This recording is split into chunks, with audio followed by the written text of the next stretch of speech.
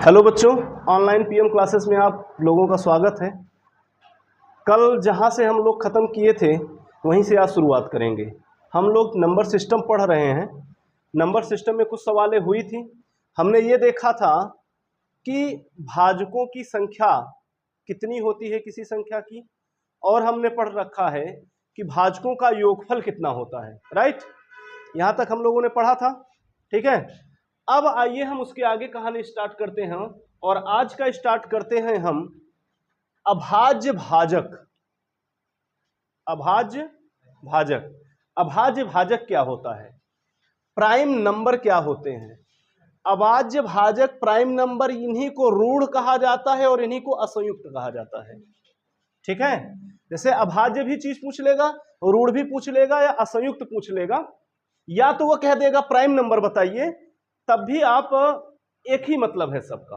Okay, तो start करते हैं हम। पहला नंबर ये समझते हैं कि वाकई ये होते क्या हैं, उसके बाद इन पे सवाले कैसे आते हैं वो सवाले हम देख लेंगे। ठीक है, तो चलिए स्टार्ट करते हैं। पहला नंबर अभाज्य संख्या क्या होते हैं, आपने हेडिंग डाल लिया होगा। अभाज्य भाजक प्राइम नंबर रूढ़ संयुक्त, ये हेडिंग डाल लिया होगा। उसके बाद इसके बारे में हम पढ़ते हैं। देखिए, एक से बड़ी वह संख्या जो स्वयं और एक के अलावा किसी और से विभाजित ना हो, अभाज्य संख्या कहलाती है।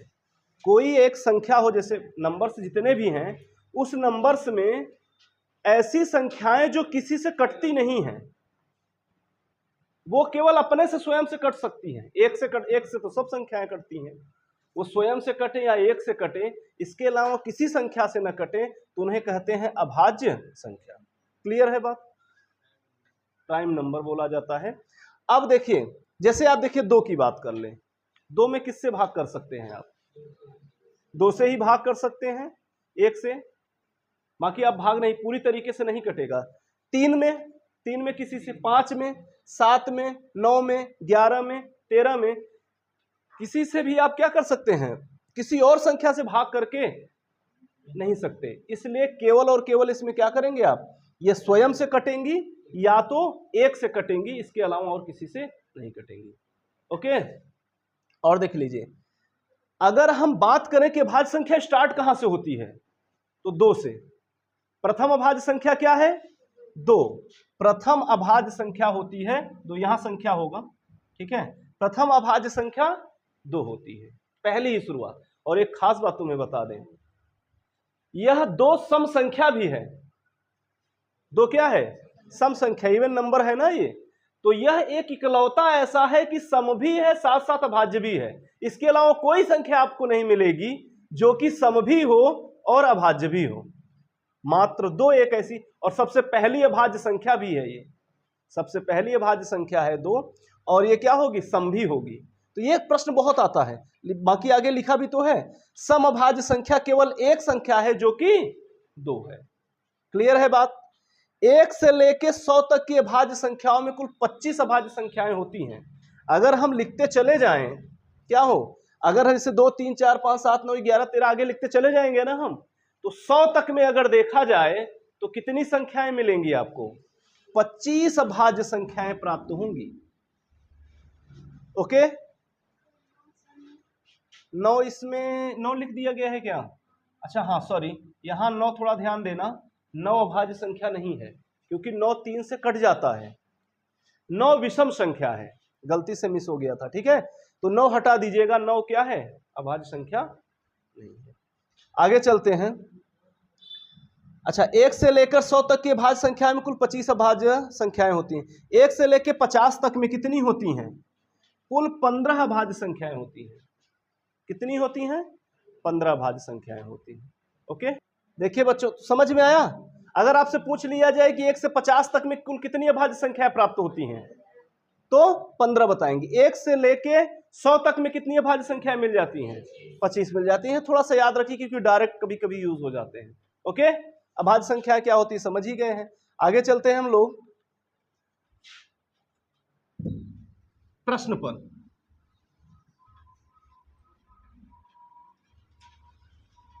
ठीक है, प्रश्न पर देखिए, बताइए 360 के अभाज्य भाजकों की संख्या बताना है आपको। 360 है ना, इसमें कितनी अभाज्य संख्याएं हैं, कितनी अभाज्य संख्याएं हैं, आपको क्या करना है, इसे बताना है। सॉल्व करिए, देखिए कितना आ रहा है आंसर आपका।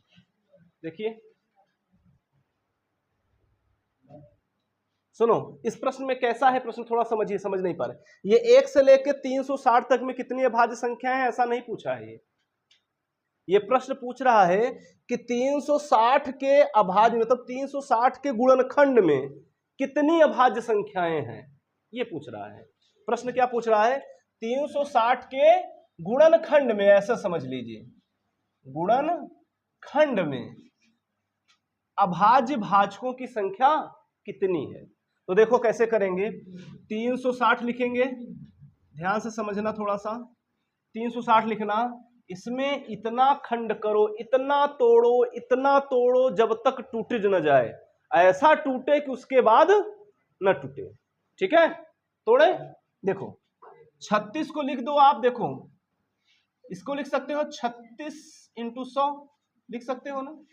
36 को तोड़ सकते हो, सॉरी 36 गुणते 10, 36 को लिख सकते हो 6 गुणते 6, और 10 को लिख सकते हो 5 गुणते 2। ठीक है, फिर तोड़ो 6 को, 2 गुणते 3, 2 गुणते 3, इस 6 को, अब 5 और टूटेगा क्या, नहीं टूटेगा। अब तोड़ना, 2 टूटेगा, नहीं टूटेगा। अब देखना 2 कई ठो है, 1 2 3, यानी 2 की घाते 3, और 3 कई ठो, 1 और 2, अर्थात 3 की घाते 2। 5 कितने हैं, एक ही है अकेला, तो इसकी घात 1 है। तो ध्यान से देखना, 2 प्रश्न बनाता है, बहुत ध्यानपूर्वक सुनना कि 2 अभाज्य जितने हैं, या तो 2 है, या तो 3 है, या तो 5 है। 3 ही अभाज्य संख्याएं मिली आपको, कौन कौन सी, 2 3 और 5। अगर प्रश्न ऐसा कहता कि कुल अभाज्य भाजकों की संख्या बताइए, इसके गुणनखंड में कुल अभाज्य भाजकों की संख्या, तब तुम्हें 3 2 5 और 1 6 हो जाता। लेकिन अगर इसने केवल पूछा है कि अभाज्य भाजक कितने हैं, तो मात्र 2 होता है, 3 होता है, और क्या होता है, 5 होता है, मात्र 3 होता है। तो आंसर क्या आएगा आपका, 3। क्लियर है बात, समझ में आया कि नहीं, समझ में आया ना।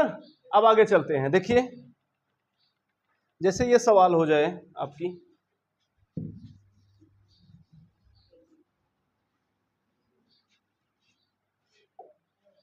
इस क्वेश्चन को सॉल्व करिए।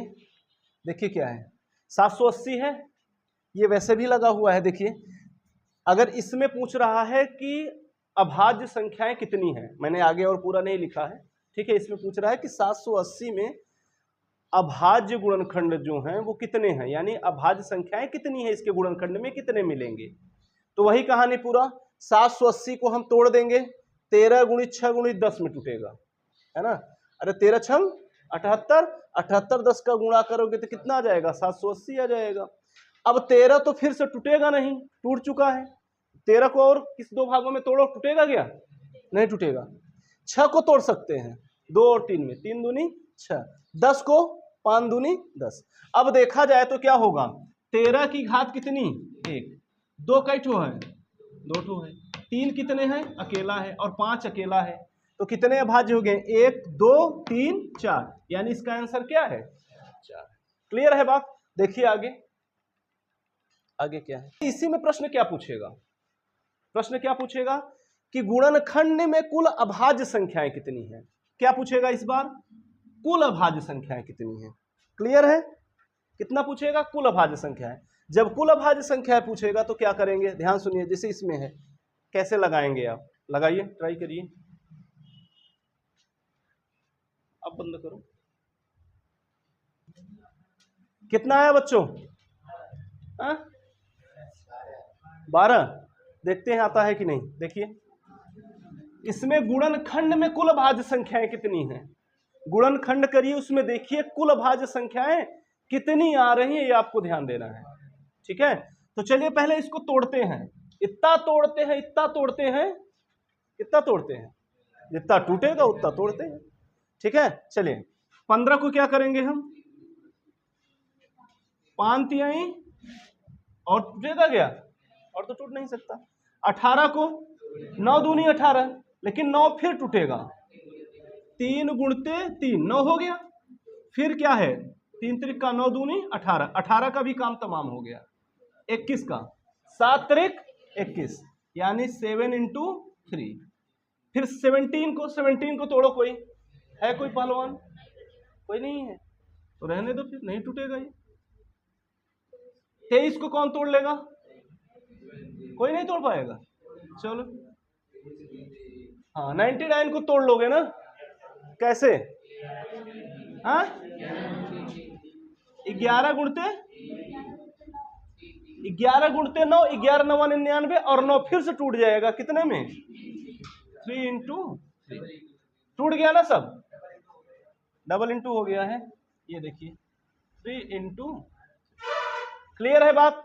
अब देखिए ये जितने भी हैं ये कुल अभाज्य संख्याएं तो हैं जो किसी उसके बाद न टूटे, टूटते टूटते इतने टूट जाए कि अब न टूटे, वही अभाज्य संख्याएं हैं। तो ये कुल अभाज्य संख्याएं ही हैं, इन्हीं को गिन लोगे तुम्हारा आंसर आ जाएगा। गिन लो 1 2 3 4 5 6 7 8 9 10 11 12। आंसर कितना आ गया? 12। क्लियर है बात? सबके समझ में आ गया? अब आगे देखिए इसी तरीके की एक सवाल, अगली सवाल देखिएगा क्या आएगा। हाँ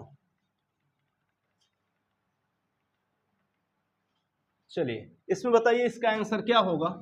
देखिए ध्यान से क्या दिया है, 12 की पावर 3 है, 13 की पावर 4 है, 15 की पावर 5 है, 16 की पावर 6 है के गुणनखंड में कुल कितनी अभाज्य संख्याएं हैं? के गुणनखंड में कुल कितनी अभाज्य संख्याएं हैं? तो बस वही तोड़िए, तोड़ते तोड़ते इतना तोड़ो कि फिर न टूटे, वही काम करो फिर काउंट कर लो। देख लीजिए कैसे होगा। वैसे किसी का आया हो तो बताएं आंसर। कर रहे हैं 18? कर लीजिए एक बार, कर लीजिए फिर बताते हैं। करिए। हाँ जी तोड़े बच्चे, कितना आ गया? 47। ठीक है देखते हैं 47 आएगा कि नहीं, जिसका आ रहा होगा। 12 को तोड़ दो, 12 को तोड़ोगे कितने? 4 तिहाई 12 और 4 फिर टूटेगा 2 गुणते 2 में, यानी लिखोगे 2 गुणते 2 गुणते 3, 2 दूनी 4 तिहाई 12 ऐसे लिख लिए। घात कितनी है? 3 है। फिर देखिए 13 तोड़ पाओगे? नहीं टूटेगा, यानी 13 का खंड नहीं होगा, 13 का लिखा रहने दो, 4 है। फिर 15 को तोड़ लोगे बच्चों, 5 तिहाई 15 5 आ जाएगा। फिर 16 को 4 चौक 16 और 4 टूटेगा 2 इंटू 2 से, है ना? तो यानी आप लिख सकते हो इसे 2 इंटू 2 इंटू 2 इंटू 2 दूनी 4 दूनी 8 दूनी 16 की घाते 6। देखिए घबराइएगा नहीं, 3 की घात इन दोनों में आएगा और 3 की घात इसमें भी आएगा। अगर यहीं पर प्लस होता तब ऐसा ना होता, गुणा में अंदर चला जाएगा। ठीक है, यानी आ जाएगा 2 की घाते 3, फिर इसके भी 2 की घाते 3, फिर 3 की घाते 3 और ये 13 है, 13 की घाते 4 रहेगा, 5 की घाते 5, 3 की घाते 5 और 6। अच्छा इसको ऐसा करते हैं ना कि अब 6 बार बार करें, ऐसे बढ़िया ये कर दें कि 1 2 3 4 यानी 2 की घाते 4 की पावर 6। कोई तकलीफ तो नहीं होगी किसी को। देखो 2 की घाते 3 यहाँ है, 2 की घाते 3 यहाँ है, गुणा में घातें जुड़ती हैं। अगर आधार समान है तो घातें जो होंगी जुड़ जाएंगी। तो 2 की घाते 3 2 3 3 6 हो जाएगा। अच्छा 3 कितने हैं? 1 2 दो जगह हैं, इनकी जोड़ दो, 5 3 8 यानी 3 की घाते 8 हो जाएगा। फिर देखिए 2 की घाते 4 है ना, ऐसे में गुणा हो जाता है, याद करिए गुणा का नियम है ना। अरे a की पावर m हो और उसके पावर n हो तो a की पावर m इंटू n हो जाता है, गुणा हो जाता है, घातांक का नियम याद होगा। ठीक है, तो यानी ये हो जाएगा 6 चौको 24, 6 चौको 24। अब ये हो जाएगा 13 की घाते क्या है बचा अभी? 13 की घाते 4। अब क्या करिए, 2 है 6 2 24, 5 बचा है क्या? 5 बचा है तो 5 की घाते 5 ले लीजिए। ओके, 2 घाते 6 2 घाते 24 जोड़ दीजिए, कितना आएगा? 24 6 30। और 3 की घाते देखो यहां पर है 8, 5 की घाते वही लाइन आ रहा है, 5 की घाते 5, 13 की घाते 4। अब ये सवाल है लंबी इसलिए हो रही है कि मुझे आपको समझाना है, बाकी है बहुत सरल। अब जोड़ दो बस, घात घात क्या कर दो, जोड़ दो, आंसर आ जाएगा। आंसर है गुणनखंडों की कुल संख्या कितना आएगा, 30 में 8 जोड़ दो, ऐसे 5 है और 13 की घात कितना है 4, सब जोड़ दीजिए आ जाएगा। कितना आ जाएगा, जोड़ो, 47। क्या आ जाएगा, 47 आपका आंसर आ जाएगा। ठीक है, समझ में आया कि नहीं बच्चों? क्या किया गया ध्यान समझो, 12 की घाते 3, 13 की घाते 4, 15 की घाते 5, 16 की घाते 6 के गुणनखंडों में कुल कितनी अभाज्य संख्याएं हैं, यही था। तो इसमें किए क्या, सबको हमने खंड कर लिया, सबका जिसका जिसका हो सका, फिर घात में गुणा हो गया, फिर गुणा में घातें जुड़ती हैं जोड़ लिया, फिर घात घात जोड़ लिया, हमारा आंसर आ गया। क्लियर है बात?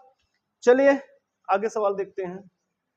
देखो बच्चों, अभी हम लोगों ने भाई पिछले सवालों में ये देखा था कि हम 2 जितनी बार है वो गिन लिए थे, फिर 3 जितनी बार था गिन लिए थे सब। इस बार हम घात गिन रहे हैं तो इससे कंफ्यूजन हो रहा है बच्चों को।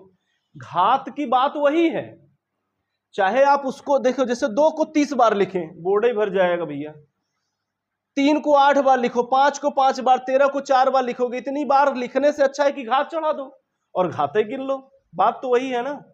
ठीक है, तो इसमें कंफ्यूज मत होइएगा कि एक बार संख्या आपने गिना है फिर आप घात गिन रहे हैं, बात वही है। अगर जितनी बार वो लिखा होता है उसी की घात उतना लगा देते हैं हम, तो बात तो वही है, तो हम घात गिन सकते हैं। क्लियर है? ठीक है, आगे सवाल हम देखेंगे। इस सवाल को आपने लिख लिया है, चलिए फिर अगली वाली सवाल देखते हैं क्या होगा।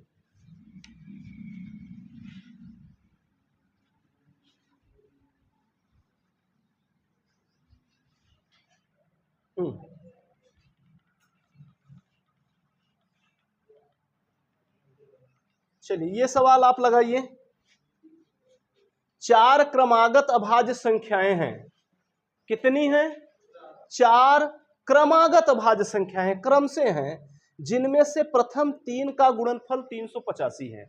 अगर उन तीनों को गुणा किया जाता है तो 385 आता है, और अंतिम 3 का गुणनफल जो है वो 1001 है। कितना है, 1001 है। तो सबसे छोटी तथा सबसे बड़ी संख्या का गुणनफल क्या होगा, ये निकालना है हमें। क्लियर है? तो चलिए एक बार ट्राई करिए, देखिए किसका आता है। आंसर आ गया बच्चों? किसी का आया आंसर, कोई बताएगा कितना आया? 65। चलिए 65 आएगा कि नहीं और देखते हैं। ध्यान सुनो, ध्यान से सुनो।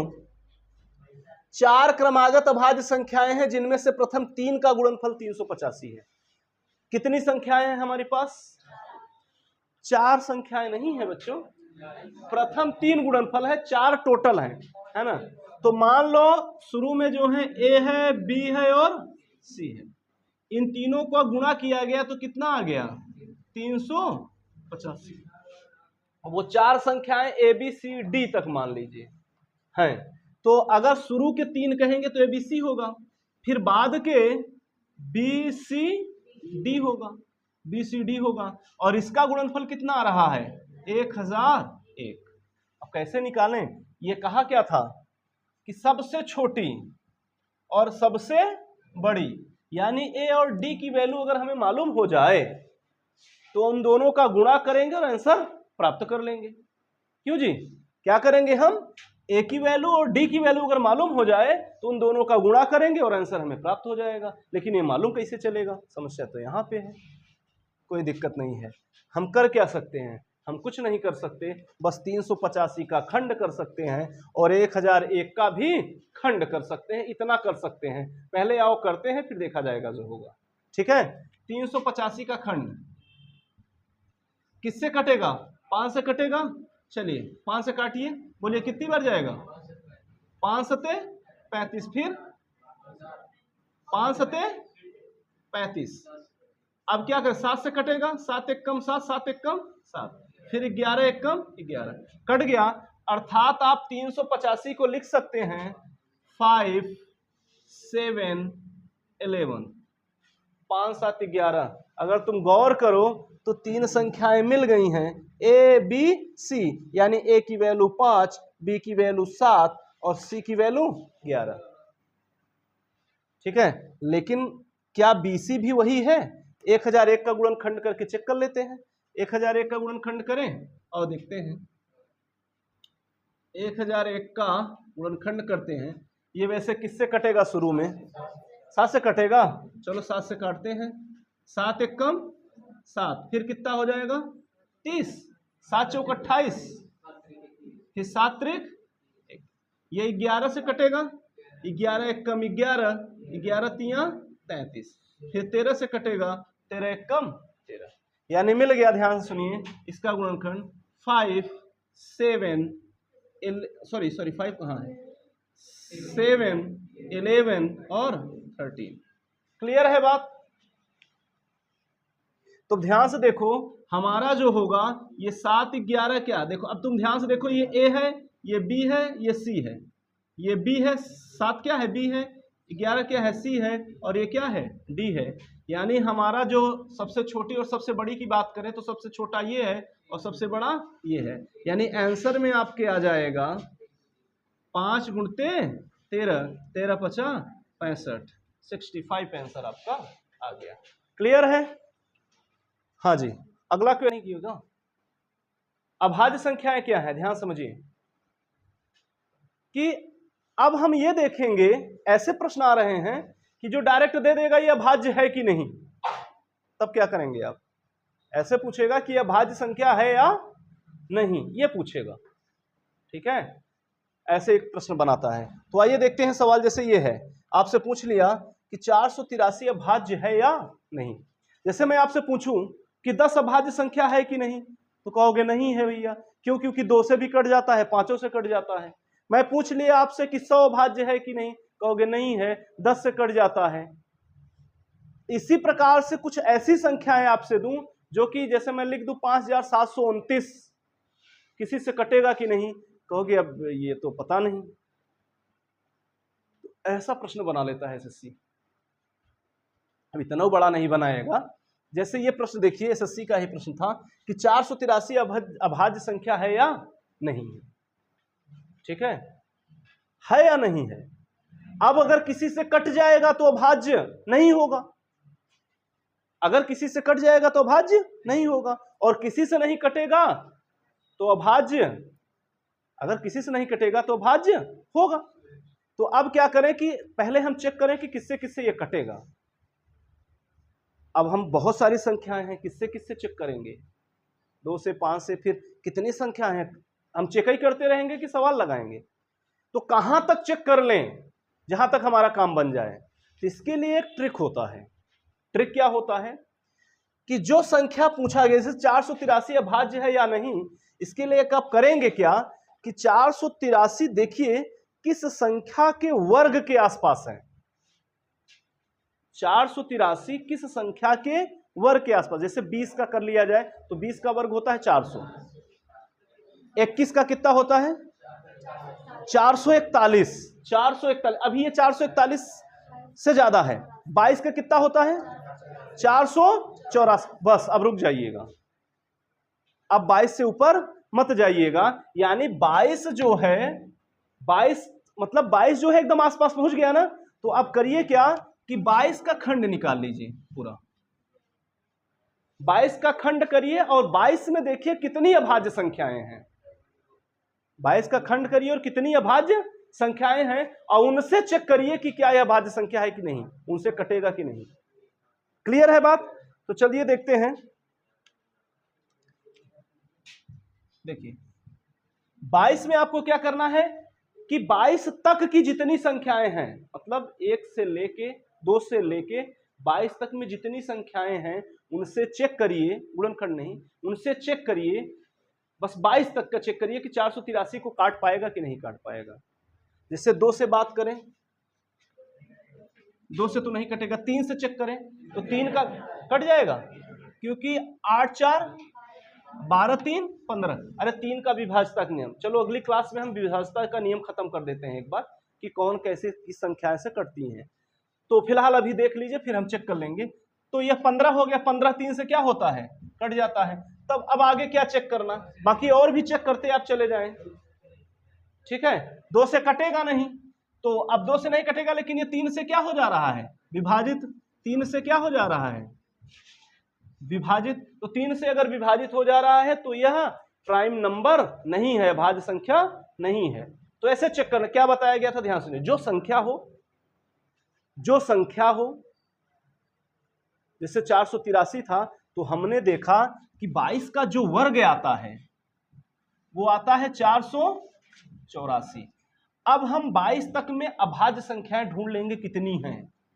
जैसे अब 22 तक में अभाज्य संख्याएं क्या है, 2 हैं, 3 है, 5 है, 7 है, 11 है, 13 है, 14 है नहीं, 15 है नहीं, 16 है नहीं, 17 है, फिर 18 है नहीं, 19 है, 20 है नहीं, 21 है नहीं, 22 है नहीं, 23 में जाना ही नहीं है, केवल क्या है 22 तक। अर्थात हम देखेंगे, केवल इन संख्याओं से हम चेक करेंगे कि 483 कटेगा कि नहीं कटेगा। 2 से चेक करेंगे, नहीं कटा, 3 से चेक किया, नहीं कटा, इससे लास्ट तक 19 तक चेक करें, उसके आगे हम चेक नहीं करेंगे भाग करके। क्लियर है बात? नहीं तो हम भाई 19 के बाद डाउट में रहते ना, हो सकता है किसी और से कट जाए, 23 से हो सकता है कट जाए, लेकिन 23 से हमें चेक ही नहीं करना है, हमें केवल इतना ही चेक करना है बस। क्लियर है बात? तो इस तरीके से कोई भी संख्याएं हो, आप समझ सकते हैं कि कैसे प्राप्त होंगी। कुछ चीजें आप नोट में लिख सकते हैं, जैसे नोट में 101 प्राइम है या नहीं, 101 प्राइम है या नहीं, काटो, किससे कटेगा, 101 किसी से नहीं कटेगा, पक्का चेक कर लीजिए।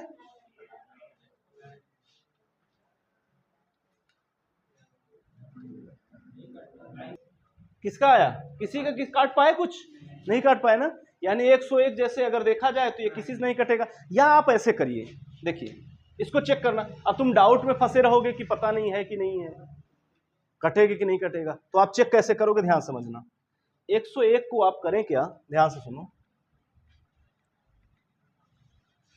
इसके पास का वर्ग ढूंढो, 10, 10 धम्मा 11, 11 में से 11 नहीं, 10 तक में देख लीजिए भाज्य संख्याएं कितनी है, 2 है, 3 है, 5 है, अरे भैया 10 का स्क्वायर से ज्यादा 5 है, 7 है, बस। अब इन्हीं से केवल 4 संख्याओं से आपको चेक करना है। 2 से कटेगा क्या, नहीं, 3 से कटेगा नहीं, 5 से नहीं कटेगा, 7 से भी नहीं कटेगा, नहीं कट रहा है तो ये कह देना कि 101 क्या है, प्राइम नंबर है, यह अभाज्य संख्या है। क्लियर है बात? तो इस तरीके से अभाज्य संख्याओं से प्रश्न ऐसे ही बनते हैं और बहुत सारे एग्जामों में बनते हैं, ठीक है। छोटे मोटे एग्जामों में तो और ज्यादा, जैसे पुलिस वगैरह के हो गए, इन सब में काफी बनते हैं। तो इस तरीके से भाज्य संख्या देख लीजिए जो भी प्रश्न है। बाकी जब हम RS अग्रवाल लगवाएंगे तब हम देखेंगे कि कैसे कैसे प्रश्न बन रहे हैं, वहां से सॉल्व किया जाएगा।